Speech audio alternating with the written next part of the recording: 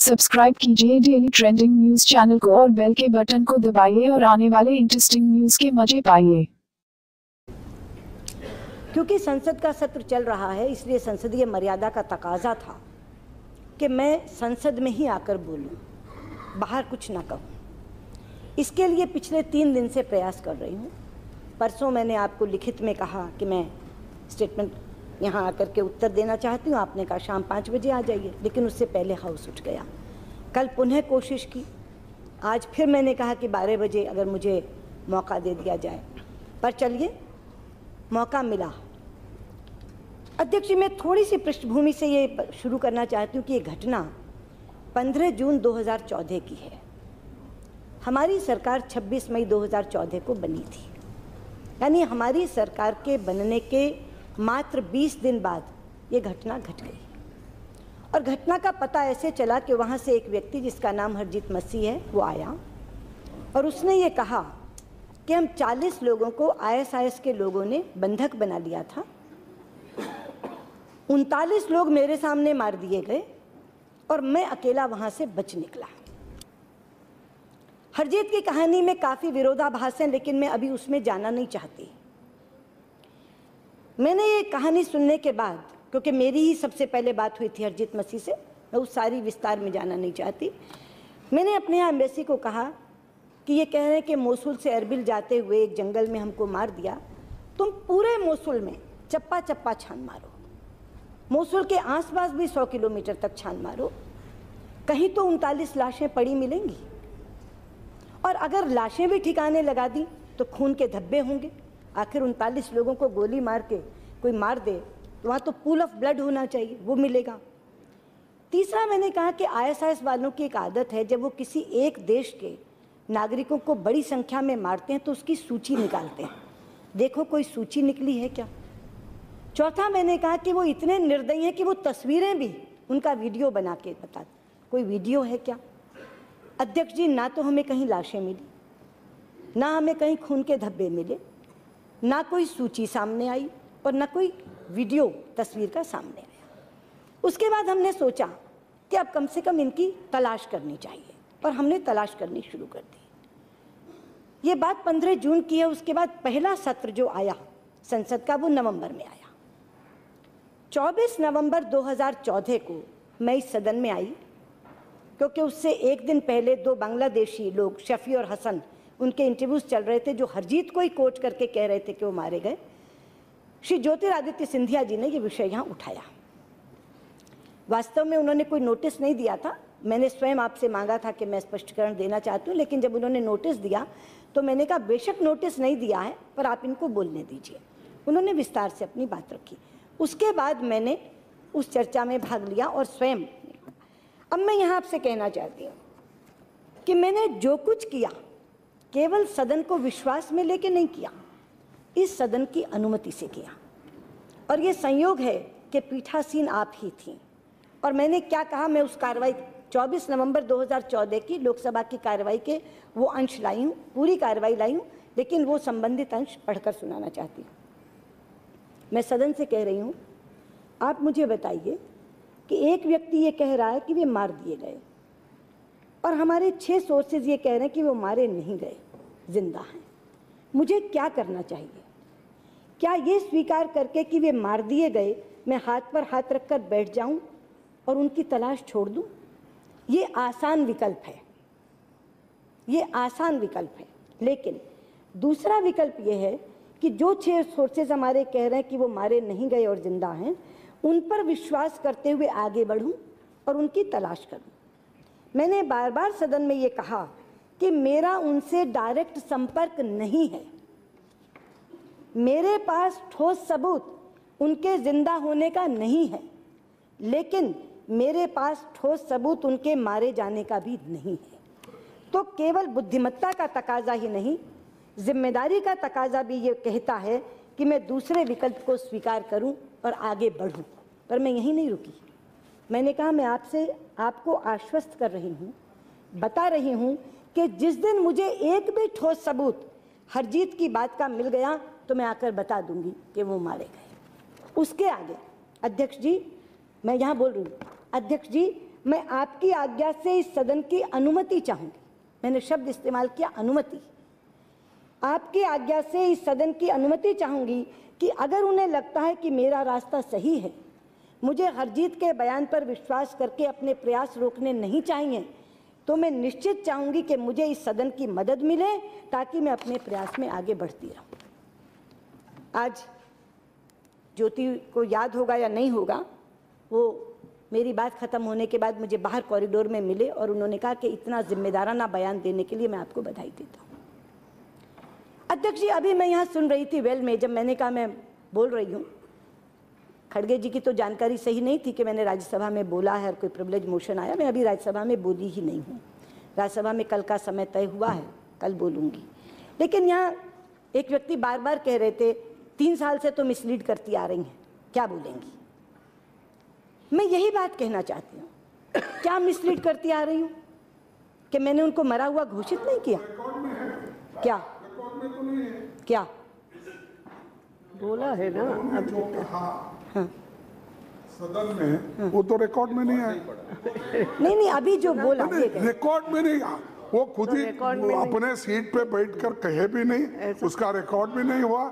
फिर आप उसको रिपोर्ट करने में रिपोर्ट करने में कोई अर्थ नहीं है। बहुत अच्छी बात है अगर ये बात नहीं है कि मैं मिसलीड कर रही हूँ, लेकिन मैं ये कह रही हूँ कि जो बार बार ये कहा जाता है कि मैं उन्हें मरा हुआ घोषित क्यों नहीं कर देती, हरजीत के बयान पर यकीन क्यों नहीं कर देती, मैं आज यहाँ कहना चाहूँगी खड़े होकर कि अध्यक्ष जी, बिना ठोस सबूत के किसी को मरा हुआ घोषित करना पाप है और ये पाप मैं कभी नहीं करूँगी। जो मैंने इस सदन से अनुमति ली थी, उस अनुमति के बाद मैंने तलाश इतनी ज़्यादा कर दी।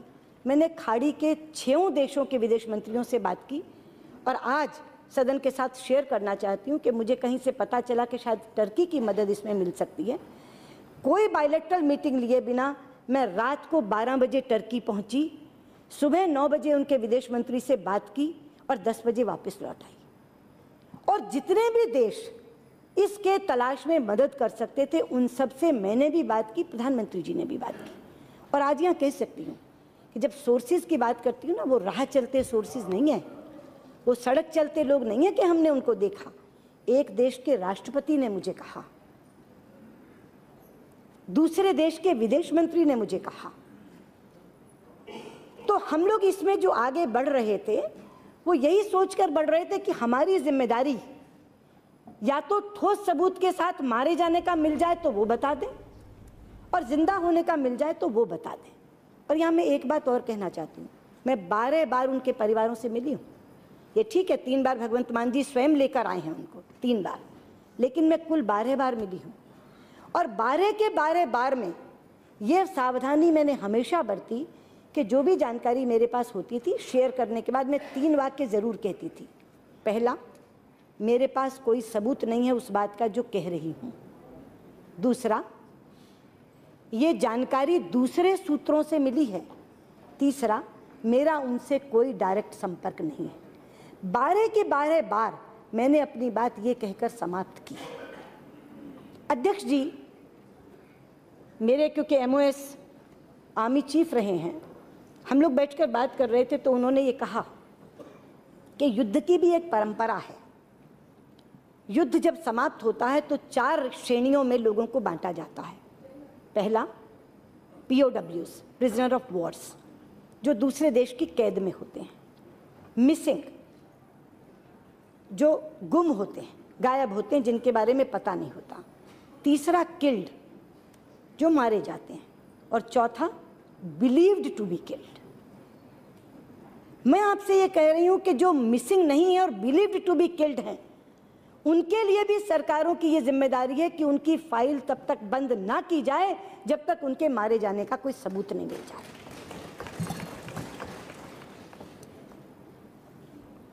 और मैं आपको हैरान कर दूं ये कह के कि वियतनाम के believed to be killed category के लोगों को वो आज तक ढूंढ रहे हैं। अमेरिका के दूसरे विश्व युद्ध में मारे गए लोगों को वो भारत में ढूंढने आते हैं बिलीव्ड टू बी किल्ड में। अगर मैं मिसिंग की कैटेगरी से निकाल दूं और आपके accordingly believed to be killed में भी लेकर आऊं, तो भी ये फाइल तब तक बंद नहीं होगी जब तक उसके मरने का कोई ठोस सबूत नहीं मिल जाए। जो मैंने कहा पाप है, किस लिए कहा? आज मैं कह दूं मर गए, कल को उनमें से कोई जिंदा आके खड़ा हो गया तो शायद उसकी दुनिया बदल चुकी होगी उस बीच में। कौन गुनहगार उसका होगा? मैं ये गुनाह अपने माथे नहीं लेना चाहती। इसलिए मैं ये भी कहना चाहती हूँ, जिन लोगों को ये लगता है और जो कन्विंस्ड हैं कि वो मारे गए, और जो कन्विंस्ड हैं कि मैं झूठ बोल रही हूँ, असत्य बोल रही हूँ, सत्य को छिपा रही हूँ, वो आज़ाद हैं। वो जाकर के उनके परिवारजन को कह दें कि वो मारे गए। लेकिन अगर कोई जिंदा निकल आया तो जिम्मेदारी उसकी होगी जो जाकर के कह के आएगा। मैं एक और बात कह रही हूँ कि अगर उन परिवारों में से किसी परिवार का भरोसा मुझसे उठ गया है और उनको लगता है कि मैं सच नहीं बोल रही हूँ, उनका बच्चा मार दिया गया है, तो वो भी अरदासा करने के लिए आज़ाद हैं। पर तब फैसले की जिम्मेदारी उन पर होगी अगर कोई जिंदा निकल आया तो। अब एक तस्वीर दिखाई जा रही कि ये जेल थी और ये जेल ध्वस्त हो गई। सुषमा ने तो कहा था कि ये जेल में है। मैंने बिल्कुल कभी नहीं कहा कि वो जेल में है। दिक्कत हम लोगों की यही है कि सिलेक्टिवली चीज उठा लेते हैं। अध्यक्ष जी, लोग पूछते हैं सरकार क्या कर रही है। 9 तारीख को इराक के प्रधानमंत्री ने ये घोषणा की कि मोसुल आज़ाद हो गया है, ISIS के चंगुल से बाहर निकल आया। 10 तारीख शाम को मेरे राज्य मंत्री विमान में बैठ गए मोसुल जाने के लिए। 9 तारीख को घोषणा करते हैं वहां के प्रधानमंत्री। उससे पहले तो उनका प्राइम मिनिस्टर भी नहीं पहुंच सका। जो स्थिति वहां थी, उनके प्रधानमंत्री भी मोसुल नहीं पहुंच पाए। जिस दिन उन्होंने घोषणा की 9 तारीख को, वो उस दिन इंदौर थे, एक कार्यक्रम था, आपको भी मालूम होगा। मैंने वहां फोन किया कि आपने घोषणा सुनी? उन्होंने कहा। मैंने कहा वापस आओ, रात को आपको जाना है। 10 तारीख सुबह दिल्ली पहुंच के शाम का विमान पकड़ लिया। 4 दिन वहां रहे। आज वो कहते हैं कि वो जो तस्वीर है, जनरल वीके सिंह ने आकर के मुझे बताया, और जैसे पता लगा जनरल वीके सिंह आज वापस आ रहे हैं, अगले दिन मैंने परिवारों को बुला लिया और सारे परिवारों के सामने उनकी बताई हुई बात पहले स्वयं कही, फिर उनसे कहा कि आप बोलो क्या कहा था उन्होंने। और बहुत बड़े अधिकारी से उनकी बात हुई थी बगदाद में, क्योंकि एरबिल में उनके हाथ कुछ नहीं लगा। फिर उन्होंने कहा मैं बगदाद जा रहा हूँ। क्या कहा था उन्होंने कहा था कि हमारे पास अपनी सोर्सेज से, इंटेलिजेंस सोर्सेज से जो खबर है वो ये कि वो लोग मोसुल एयरफील्ड से पकड़े गए। उसके बाद कुछ दिन जेल में रखे, फिर उन्हें हॉस्पिटल कंस्ट्रक्शन के काम में लगा दिया। उसके बाद उन्हें से खेती का काम करवाया। लेकिन 2016 के शुरू में उन्हें बदरूस जेल भेज दिया गया।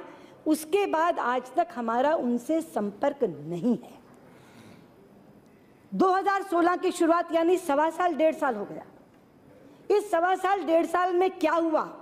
उन्होंने कहा कि संपर्क नहीं है। 2016 की बात वो कर रहे हैं कि बदरूस जेल में थे। उसके बाद हमारा संपर्क नहीं है। ये बात जस की तस, बिना कॉमा, बिना फुल स्टॉप लगाए मैंने परिवारों को बताई। फिर मैंने जनरल साहब से कहा कि आप डायरेक्ट बताइए, और जनरल साहब ने हूबहू वही बात उनके सामने रखी। तो कभी नहीं कहा सुषमा ने वो बदरूस जेल में आज हैं। और यही मैं कहना चाहती हूँ कि ये तस्वीर केवल इतना बताती है कि जेल ढह गई, लेकिन ये तस्वीर हमारे प्रश्नों के उत्तर नहीं देती। हमारे प्रश्न हैं कि क्या उस समय जब ये जेल ढही भारतीय नागरिक उसमें थे? अगर थे तो कितने थे? कौन कौन थे? दूसरा, क्या जेल को ध्वस्त करने से पहले वहां के बंदियों को कहीं और शिफ्ट कर दिया गया था, या वो सारे के सारे मार दिए गए? और अगर यहाँ के सारे प्रिजन के लोग, क्योंकि वो 20,000 लोग इतने आ सकते, इतनी बड़ी प्रिजन है, तो उन लाशों का क्या हुआ? क्या वो लाशें आज भी हैं? और क्या इस हालत में है कि DNA करके उनका ये पता लगाया जा सके? ये प्रश्न सब अनुत्तरित हैं। ये कह देना कि सुषमा ने कहा था कि वो जेल में है और ये देखो जेल तो ढह गई, ये जो पूरा भ्रम फैलाया गया है पुराने 5 दिन से, मैं इसी की स्थिति स्पष्ट करना चाहती थी। दूसरी बात, जब इराक के विदेश मंत्री यहाँ आए तो मैंने आपसे पहले दिन अनुमति की थी कि मैं 5 बजे इसलिए बोलना चाहती हूँ कि 12 से 3 बजे तक हमारी मीटिंग है। दोनों राज्य मंत्री मेरे उनके साथ थे। उन्होंने हूबहू वही बात कही कि एक्सेलेंसी, हमारे पास ना कोई ठोस सबूत जिंदा होने का है, ना कोई ठोस सबूत मारे जाने का है। और जिस अधिकारी की बात आपके विदेश मंत्री कर रहे हैं वो भी आज सर्टेन नहीं है, क्योंकि 2016 के बाद उन्होंने कहा हमारा कोई संपर्क नहीं, उनके पास कोई सूचना 2016 के बाद की नहीं, इसलिए वो भी आज सर्टेन नहीं है कि वो जिंदा हैं या मर गए। लेकिन हम पूरी तरह से उनकी तलाश करेंगे। उन्होंने बाहर भी कहा we do not know whether they are alive और डेड, तो अखबार की सुर्खी आती है FM Iraq says they are not alive. He never said they are not alive. He said whether they are alive or dead we don't know. और मैं आपसे बताती हूँ कि इतनी पैशनेटली मेरी और उनकी बात हो रही थी कि उन्होंने कहा कि मैं जो कंपैशन आप में देख रहा हूँ और जिस पैशन से आप बात कर रहे हैं, हमारे यहाँ इराक में कहा जाता है wait is worse than death. लेकिन क्या करें एक्सेलेंसी, इस स्थिति में केवल वेट की ही एक आवश्यकता है और हम कुछ नहीं कर सकते। उसके बाद मैंने उनसे कहा कि देखिए एक्सेलेंसी, मैं एक निवेदन करना चाहती हूँ। बोले क्या? कि अब आप मुझे जो भी जानकारी दें वो सबूत के साथ दें। मैं बिना सबूत की जानकारी नहीं लूँगी, क्योंकि मैंने बिना सबूत की जानकारी पे बार बार परिवारों को तसल्ली दी है। अब मैं उन्हें बिना सबूत के तसल्ली नहीं दे सकती। और मैंने कहा सबसे बड़ा ठोस सबूत जो हो सकता है, तो मैंने ही उन्हें सुझाव दिया कि आप इस प्रिजन के वार्डन से अगर संपर्क कर सकते हैं तो करिए। उनके पास बंदियों की सूची होती है, देखिए कि क्या उस सूची में भारतीय नागरिकों के नाम हैं, अगर हैं तो किन किन के हैं। ये एक बड़ा पुख्ता सबूत होगा। मैंने कहा अगर सूची डिस्ट्रॉय हो गई, बंदा बच गया, मतलब प्रिजन वार्डन सुना था कि पहले स्केप कर गए, मुझे नहीं मालूम, तो दूसरा मैंने उनसे कहा कि फिर उनकी याददाश्त के अनुसार से इतना तो पता करिए कि क्या इंडियन नेशनैलिटी के लोग थे तो कितने थे। मैंने कहा ये सबसे आसान और सबसे ज़्यादा पुख्ता सबूत होगा इसका। तो उन्होंने ये कहा कि हम बिल्कुल इराकी की तरह नहीं, उन्होंने कहा कि हमें जो मन पर बोझ है वो ये कि ये भारतीय इराक को रीबिल्ड करने आए थे, ये कंस्ट्रक्शन वर्कर थे, लेकिन ये वहाँ आकर फंस गए। इसलिए ये हमारी जिम्मेदारी बनती है कि हम इनको ढूंढें। तो जो बात आपने कही है हम उसको भी सामने रखेंगे, बाकी भी हम जितना कर सकेंगे उसको हम करेंगे। लेकिन मैंने कहा पर मुझे दीजिए सबूत। मैं आज तक सबूत मांगती रही, मुझे सबूत नहीं मिला, इसलिए मैं परिवारों को कहती रही ये जानकारी है वो भी दूसरे सूत्रों के माध्यम से मिली हुई है, कोई डायरेक्ट संपर्क हमारा नहीं है, लेकिन अब मुझे सबूत दीजिए। अगर वो जिंदा है तो ये बताइए वो कहाँ हैं, कितने हैं, कौन कौन है। और सबूत के तौर पर अगर वो हिंदी या गुरमुखी में लिख कर दे दें अपना नाम, अपने गांव का नाम, तो वो और भी ज़्यादा पुख्ता सबूत होगा। या इमेज मिल जाए, मतलब जो भी दीजिए ऐसा सबूत दीजिए जिसको मैं पक्का और ठोस सबूत कह सकूं। उसके बिना ना तो मैं उन परिवारों को बुलाऊंगी और ना उनसे बात करूंगी जब तक मेरे पास सबूत नहीं आ जाता। तो उन्होंने केवल मुझे ये बात नहीं कही कि मैं आपके दर्द को समझ रहा हूँ, उसके बाद MJ अकबर साहब ने उनको कल लंच दिया, डिनर दिया, उस पर भी उन्होंने उस बात को दोहराया कि अपनी विदेश मंत्री से ये बात कह देना कि हम पूरी तरह से तलाश करेंगे और अब उन्हें जो भी बताएंगे वो सबूत के साथ बताएंगे, बिना सबूत के नहीं बताएंगे। इसलिए मैं आपसे कहना चाहती हूँ अध्यक्ष जी, मैंने कभी गुमराह नहीं किया और गुमराह करने का लाभ मुझे क्या होता। मेरी लोकतंत्र में बहुत आस्था है और संसद में उससे भी ज़्यादा आस्था है। और मैं ये मानती हूँ कि अगर कोई मंत्री या कोई सांसद संसद के फर्श पर खड़े होकर गलत बयानी करता है तो ये घोर अपराध है। लेकिन तो भी अगर करता है तो किसी लाभ के लिए करता होगा, या तो व्यक्तिगत लाभ, या उसकी सरकार को लाभ, या किसी दूसरे का नुकसान करने के लिए करता होगा। मैं पूछना चाहती हूँ अपने साथियों से कि गुमराह करने से क्या तो लाभ मुझे मिल रहा है, क्या लाभ हमारी सरकार को मिल रहा है, और किसका क्या नुकसान हो रहा है। मैं तो अपना फर्ज निभा रही हूँ। देखिए अगर मैं मरा हुआ घोषित कर दूं तो मेरे लिए तो बहुत आसान है, ना ये लोग सवाल पूछेंगे, ना परिवारजन मेरे पास आएंगे, वो कहेंगे कि ठीक है आपने कह दिया, मारे गए। लेकिन मैं आपको एक और घटना बताती हूँ अध्यक्ष जी जो सुनने लायक है इनके। इसी पंजाब के और 6 परिवार मुझसे 1 साल पहले मिलने आए और उन्होंने ये कहा कि हमारे किसी का पति था, किसी का पिता, किसी का बेटा सन 71 की लड़ाई में शहीद घोषित कर दिए गए। बोले तब टीवी तो होता नहीं था, ऑल इंडिया रेडियो में भी कह दिया गया कि वो शहीद हो गए और हमने उनको शहीद मानकर अरदासा कर दिया और हम आगे बढ़े। 45 साल बाद वो कहते हैं 2016 में एक जेल से हमारे गांव के पास का व्यक्ति छूट कर आया और उसने आकर हमसे कहा कि वो तो जिंदा, वो तो मेरे साथ जेल में। अब तब से वो परिवार मुझे कह रहे हैं निकाल के लाओ, निकाल के लाओ। मैंने उसी दिन उनसे उनकी फ़ोटो, उनका पूरे पर्टिकुलर्स ले लिए और गौतम बम्बा वाले जो हमारे इस्लामाबाद में हाई कमिश्नर है उनको भेजा और कहा कि पता करके दो, इस जेल में वो व्यक्ति बता रहा है, इस जेल में से पता करके दो। अब पाकिस्तान कहता है कि नहीं वो तो नहीं है हमारे पास, हमारे पास जो प्रिजनर्स की सूची है उसमें इनका नाम नहीं है। अब वो तो मेरे सिर पर ये सवार है कि नहीं लाओ, निकाल के लाओ।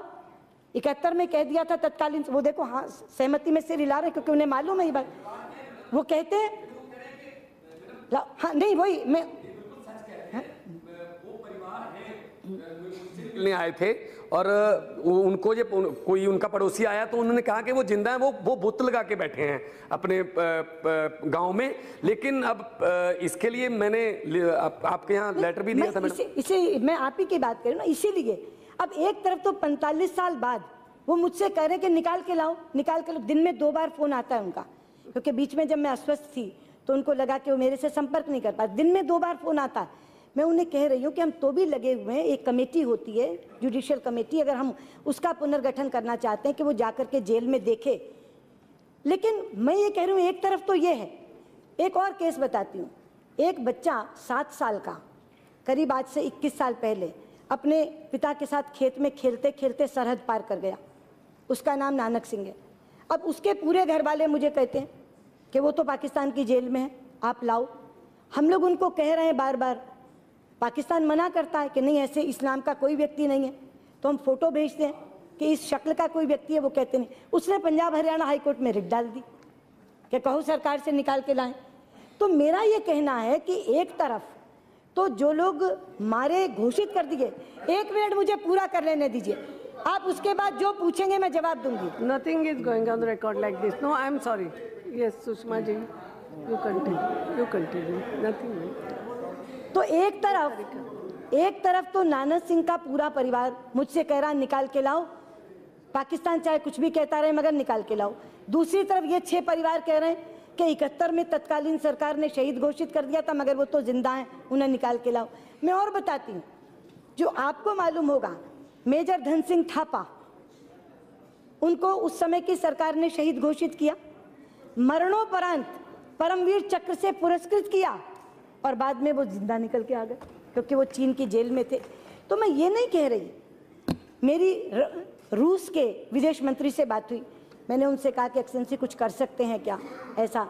तो उन्होंने मुझसे कहा कि हमारे 3 ट्रक ड्राइवर पकड़े गए थे, वो 7 साल बाद जिंदा निकल के आए, आप पेशेंस रखिए। मैं ये नहीं कह रही हूँ कि 7 साल 41 साल 45 साल, मैं ये कह रही हूँ अगर 1 सप्ताह बाद भी इराक के विदेश मंत्री जो कहकर गए अगर उन्होंने सबूत दे दिया तो मैं आकर कबूल कर लूँगी। लेकिन अगर उन्होंने कहा कि इतने जिंदा हैं, इतने मारे गए, तो वो कबूल कर लूँगी। लेकिन जो भी बात बोलूँगी वो सबूत के साथ बोलूँगी। और ये भी मैं कह रही हूँ कि आज तक एक बार भी मैंने अपनी ओर से ये नहीं कहा वो जिंदा हैं। मैंने केवल ये कहा कि एक व्यक्ति कह रहा है मारे गए, बाकी हमारे सोर्सेज कह रहे हैं वो मारे नहीं गए। इसलिए सरकार की जिम्मेदारी का तकाजा है कि वो उनकी तलाश करे और इसलिए मैं तलाश कर रही हूँ और इसी सदन से अनुमति लेकर के तलाश कर रही हूँ। और मैं आपको कहना चाहूँगी अध्यक्ष जी, जब तक मेरे पास कोई ठोस सबूत नहीं होगा तब तक मैं तलाश करती रहूँगी, क्योंकि मैं दोबारा दोहराना चाहती हूँ, बिना सबूत के किसी को मारा हुआ कहना ये पाप है और मैं इस पाप की भागीदार नहीं बनूंगी। मेरा अंतर्मन कहता है कि कुछ दिन बाद ही सही, लेकिन कोई एक सबूत ऐसा मिलेगा जो इस कहानी के रहस्य पर से पर्दा उठाएगा। अध्यक्ष जी, मैं उस दिन की प्रतीक्षा करूंगी। धन्यवाद। धन्यवाद।